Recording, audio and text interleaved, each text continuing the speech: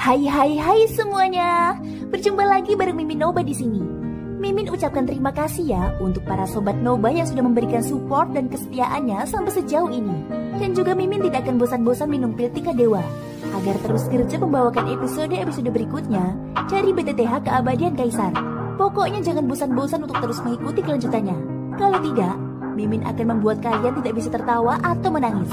Let's go, mari kita masuk ke dalam ilusi seni radionya.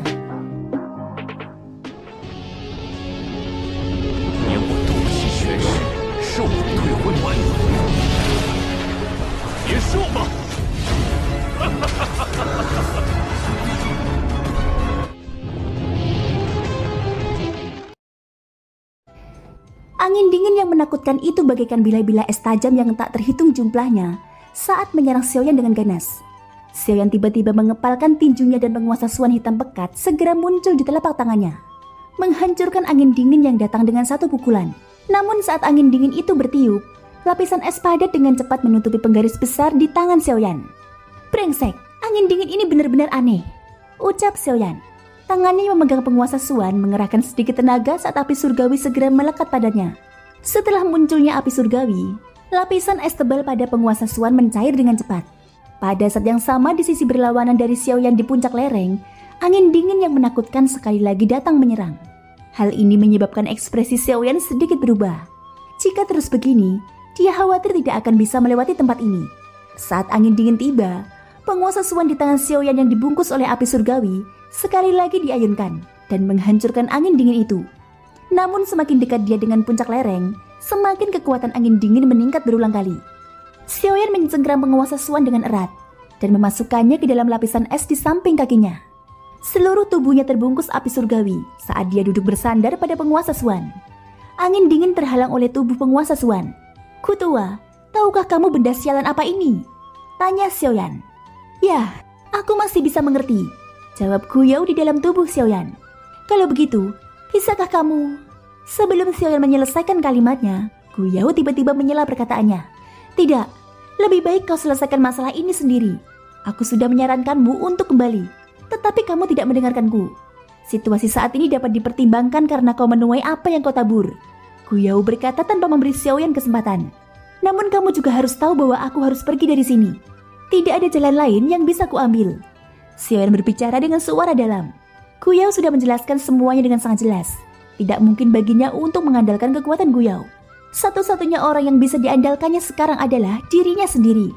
"Kalau begitu bahkan jika aku harus bertarung sampai akhir, aku pasti akan melihat seperti apa bagian dalam pegunungan Silin," ucap Xiaoyan. Xiaoyan yang punggungnya bersandar pada penguasa Suan tiba-tiba berdiri setelah teriakannya terdengar. Pada saat yang sama tangannya yang terbungkus api surgawi tiba-tiba meraih penguasa Suan. Dia menariknya dengan kekuatan besar, dan es keras yang menutupi penguasa Suan segera hancur. Saat berikutnya langkah pemusnah langit segera dilepaskan. Sambil melesat maju, penguasa Suan diayunkan dengan keras ke depannya. Cahaya penguasa Suan tampak sangat menyilaukan di dunia es dan salju ini. Memanfaatkan momentum tersebut, tubuh Xiaoyan bergerak dan dia segera mengikuti cahaya penguasa Suan yang melesat di depannya. Tubuhnya telah mencapai puncak lereng sebelum cahaya penguasa itu menghilang. Saat ini Xiaoyan hanya berjarak 100 kaki dari puncak. "7 penguasa pemecah langit, hancurkan untukku!" Teriakan itu terdengar dan 7 langkah saling tumbang tindih. Seperti kedoki dalam pusaran di dalam tubuh Xiaoyan langsung terhisap. Kekuatan cahaya penguasa Suan juga sangat kuat. Begitu cahaya penguasa Suan melesat keluar, sisa kekuatan yang menakutkan menghancurkan es keras di depan Xiaoyan. Banyak garis retakan menyebar. Cahaya penguasa Suan membawa badai energi yang sangat menakutkan saat menghancurkan bagian lereng. Bahkan bebatuan gunung yang tebal di bawah es dingin itu hancur berkeping-keping. Tidak hanya itu, bahkan area es tempat Xiaoyan berada saat ini tiba-tiba mulai bergetar hebat. Jantung Xiaoyan langsung berdetak kencang saat merasakan kejadian ini. Tubuhnya bergerak dan dia dengan cepat mundur ke belakang. Pada saat yang sama, dunia es di bawahnya juga dengan cepat mulai runtuh. Sesaat kemudian lereng aslinya sudah tidak ada lagi. Yang menggantikannya adalah jurang yang sangat dalam. Gelombang demi gelombang angin dingin yang bahkan lebih menakutkan dari sebelumnya berhembus keluar dari sumber jurang yang dalam itu. Pada saat yang sama ekspresi Trio Tianjing yang berada jauh di dalam pegunungan Silin juga berubah drastis. "Apa yang terjadi?" Singa api berkata dengan suara terkejut. "Aku tidak bisa memastikannya. Namun dari keributan tadi, masalah ini sepertinya tidak kecil. Ada kemungkinan 90% bahwa ini dilakukan oleh manusia itu, kata Tianying sambil mengerutkan keningnya. Kilatan tajam terpancar dari mata birunya. Sejak Xiaoyan melarikan diri, dia menjadi sangat serius terhadap orang asing ini. Meskipun kekuatan pihak lain tidak dapat dibandingkan dengan mereka, terlepas dari apakah itu dalam hal taktik atau kekuatan bertarung, pihak lain tidak jauh lebih lemah dari mereka. Kalau dilihat dari arahnya, ini arah barat. Bocah itu seharusnya sudah sampai di tembok timur. Coba aku lihat, kata Xionggang. Berdiri di udara, Xionggang menatap cakrawala barat. Karena jaraknya yang jauh, ia tidak dapat melihat apapun dengan jelas. Dengan lambaian tangannya, cahaya kuning segera melesat ke tanah di bawahnya. Saat cahaya aneh itu memasuki tanah, aktivitas di bawah permukaan tanah muncul dalam pikiran Xionggang. Bahan-bahan obat kristal di bawah tanah yang mengandung energi semuanya tercermin dalam pikiran Xionggang. Tanpa diduga dia sudah menyentuh ujung jalan agung bumi. Dari kelihatannya, tidak lama lagi dia akan benar-benar bisa mengendalikan jalan agung bumi. Ekspresi Tianying tampak terkejut saat dia mengucapkan beberapa patah kata dari mulutnya. Dia tidak menyangka bahwa orang pertama yang memahami jalan besar bumi di antara mereka bertiga ternyata adalah si tolol besar ini. Tianying sekali lagi melihat ke arah ufuk barat. Ledakan energi sebelumnya menyebabkannya merasa sedikit gelisah. Dia hanya bisa berharap bahwa hasilnya tidak seperti yang dia bayangkan. Jika tidak, maka akan ada masalah besar. Setelah menarik nafas dalam-dalam, Tianying perlahan menarik pandangannya. 15 menit kemudian, Xionggang yang tadinya memejamkan mata tiba-tiba membukanya. Ia tiba-tiba mengangkat kepalanya. Sepasang mata berwarna kuning langsung melebar saat ia melihat ke arah cakrawala barat. Bagaimana ini mungkin? Ucap terkejut Xionggang. Tianying dan singa api segera pulih setelah mendengar kata-kata Xionggang. Mereka mengangkat mata dan buru-buru menatap Xionggang. Emosi di hati Tianying juga menjadi semakin tidak tenang saat ini. Apa yang kamu lihat? Apa sebenarnya yang terjadi di sana? Singa api dan Tianying buru-buru bertanya. Meskipun singa api sudah memiliki beberapa tebakan di dalam hatinya, dia tetap tidak bisa menahan diri untuk tak bertanya kepada Xionggang. Mata Tianying juga tertuju ke arah Xionggang. Jantung di dadanya berdetak cepat, dan emosi di dalam hatinya juga menjadi sangat cemas. Sialan, itu tembok timur. Sesuatu memang telah terjadi pada tembok timur, kata Xionggang. Ekspresi wajah Tianying dan singa api tiba-tiba berubah drastis setelah kata-kata Xionggang terdengar. Keduanya tidak berminat untuk bertanya lebih lanjut. Tubuh mereka tiba-tiba berbalik, dan pada saat yang sama mereka bertiga berubah menjadi tubuh asli mereka. Dengan kecepatan tercepat mereka dengan cepat terbang ke arah tempat Xiaoyan berada. Di sisi lain, tatapan Xiaoyan tampak sangat serius saat dia melihat jurang yang dalam di depannya. Hatinya dipenuhi dengan keterkejutan. Pada saat ini ada jurang dalam yang lebarnya hampir 1000 kaki di depan Xiaoyan. Jurang itu memancarkan gelombang angin dingin yang menakutkan. Suhu yang sangat rendah itu menyebabkan segala sesuatu di sekitarnya membeku dalam sekejap. Xiaoyan harus bergantung pada kekuatan api surgawi untuk menstabilkan tubuhnya. Tekanan angin yang menakutkan hampir menerbangkan Xiaoyan. Namun Xiaoyan mengandalkan langkah pemusnah langit untuk tetap berada di ruang kosong ini. Ia tidak mundur dan tidak dapat maju sedikit pun. Jurang yang dalam itu sangat panjang dan mencapai pedalaman. Dari posisi Xiaoyan saat ini, jurang yang dalam ini seperti retakan besar yang dengan kuat menghancurkan puncak gunung tinggi di kedua sisi. Di bawah jurang yang dalam, cahaya biru yang seperti air dipancarkan. Xiaoyan tidak berminat untuk memedulikan pemandangan aneh dari jurang yang dalam ini. Dia hanya ingin menggunakan seluruh kekuatannya untuk menerobos udara di atas jurang yang dalam ini. Namun meskipun ia memiliki berbagai teknik dao yang kuat, Xiaoyan tetap terhalang pada akhirnya. Sialan! Melihat armor api surgawi yang berangsur-angsur menipis di bawah angin dingin yang kencang, Xiaoyan tak dapat menahan diri untuk mengutuk dengan marah dalam hatinya. Penguasa Suan berwarna hitam pekat diayunkan dengan keras di tangan Xiaoyan. Berbagai teknik dao terus-menerus ditampilkan oleh Xiaoyan menggunakan seluruh kekuatannya untuk menghalangi angin dingin yang dimuntahkan dari jurang dalam di bawahnya. Namun meskipun Xiaoyan mengerahkan seluruh kemampuannya, ia masih kesulitan untuk menandingi angin dingin ini. Sesaat kemudian, api surgawi di kaki Xiaoyan benar-benar terpencar oleh angin dingin, lalu memperlihatkan bagian bawah sepatu Xiaoyan. Dalam sekejap mata, angin dingin yang menakutkan itu menyerang dan menyegel betis Xiaoyan sepenuhnya dengan es. Melihat kejadian ini, hati Xiaoyan langsung menjadi marah. Sialan, enyahlah!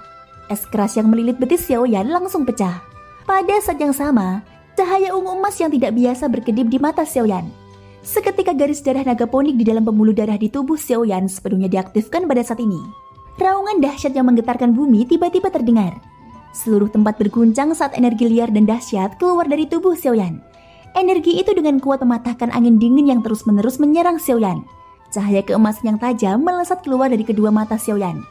Seluruh tubuhnya ditutupi sisik naga. Kekuatan pertahanan yang menakutkan dari armor naga poni kuno sepenuhnya terungkap saat ini. Selain itu ada perlindungan dari api surgawi. Angin dingin tidak dapat mencapai jarak 10 kaki dari Xiaoyan. Dengan bantuan garis darah naga ponik yang telah diaktifkan di tubuhnya, Xiaoyan segera merasakan angin dingin yang bertiup di tubuhnya menjadi jauh lebih lemah. Sambil mendengus dingin, ia melangkah maju beberapa langkah besar. Menginjak angin dingin, ia tiba di tengah jurang yang dalam. Cahaya keemasan melesat keluar dari mata Xiaoyan. Api surgawi berkobar di sekujur tubuhnya. Setelah Xiaoyan melangkah 100 langkah, angin dingin yang menyembur keluar seperti air mancur sekali lagi menyebabkan Xiaoyan merasakan tekanan yang kuat. Bahkan tubuh Xiaoyan yang berdiri di udara tidak bisa menahan diri untuk tidak bergoyang sedikit. Brengsek, semakin dekat aku ke pusat, semakin mengerikan tekanan anginnya. Jika ini terus berlanjut, aku khawatir bahkan armor naga poni kuno tidak akan mampu menahannya, ucap Xiaoyan. Saat dia merasakan angin dingin di sekelilingnya semakin kuat dan kuat, ditambah energi yang cepat terkuras dari tubuhnya, Xiaoyan tak dapat menahan perasaan serius di hatinya. Sesaat kemudian, ketika Xiaoyan dengan kuat menahan tekanan angin dan hendak melangkah maju setengah langkah lagi, tekanan angin yang mengerikan itu menyebabkan tubuh Xiaoyan terlempar ke belakang tanpa kendali. Dia baru berhasil menghentikan tubuhnya dengan susah payah setelah berada 1000 kaki jauhnya. Setelah menghentikan tubuhnya, Xiaoyan mengangkat kepalanya dengan ekspresi serius.